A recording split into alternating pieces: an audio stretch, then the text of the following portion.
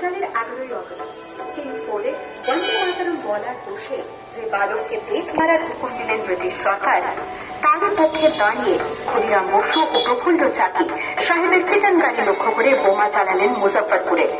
সাহেব নিহত হলেন না, তবু নাবালক ক্ষুদিরামকে ফাঁসির হুকুম দেয়া হল।